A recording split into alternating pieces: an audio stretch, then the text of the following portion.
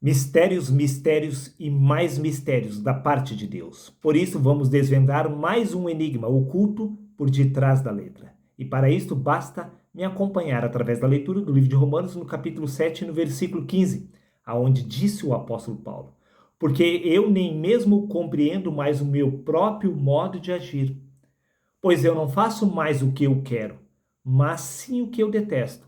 Pergunta: o que exatamente Paulo detestava fazer? Resposta simples.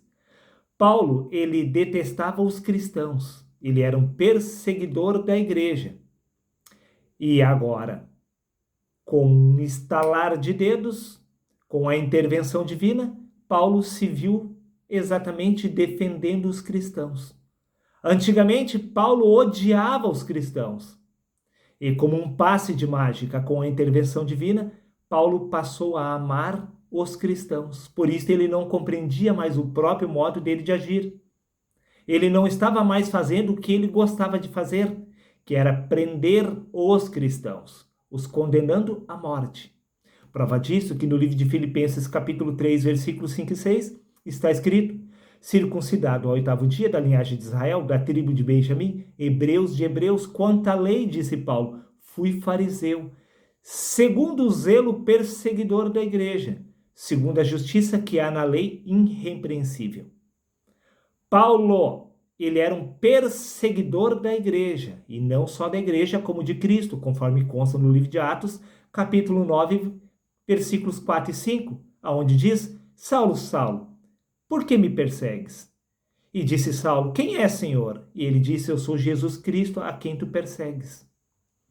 Então, Paulo, ele não compreendia mais o próprio modo dele de agir, pois segundo a lei ele foi fariseu, ele era um perseguidor exatamente de Cristo, assim como da igreja. Ele odiava os cristãos.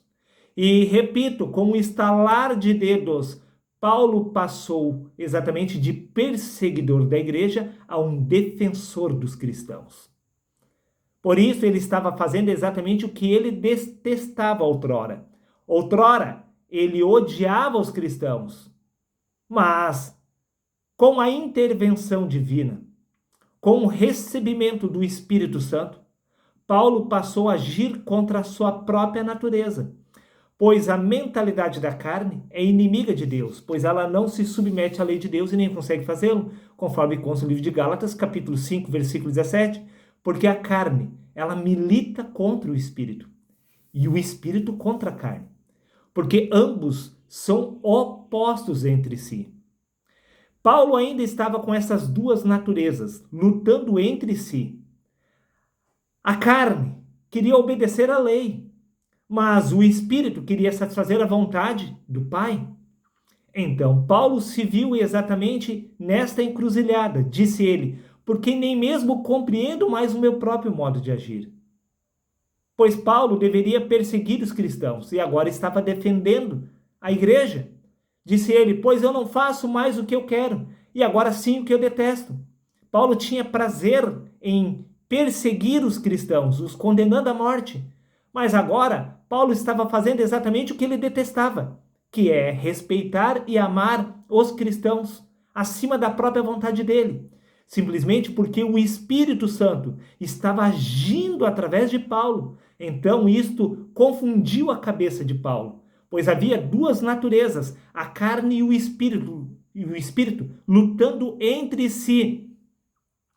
Mas o final dessa história, todos nós soubemos como terminou. No livro de Gálatas, capítulo 2, versículos 20, disse Paulo, fui crucificado com Cristo.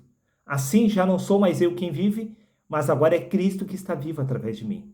O homem do pecado foi removido, a mentalidade da carne de Paulo foi removida e foi estabelecida a mente de Cristo. A partir de então já não era mais Paulo que estava vivo. Só então foi aniquilado esta luta épica entre o bem e o mal. Esta luta ocorre entre todos os seres humanos que pretendem receber o Espírito Santo, pois você ainda não está lutando contra o mal. Verdadeiramente você terá um encontro particular com o mal quando você receber o Espírito Santo. Então você entenderá perfeitamente o que é o bem e o que é o mal. Até aqui você apenas está teorizando. Até o próximo vídeo.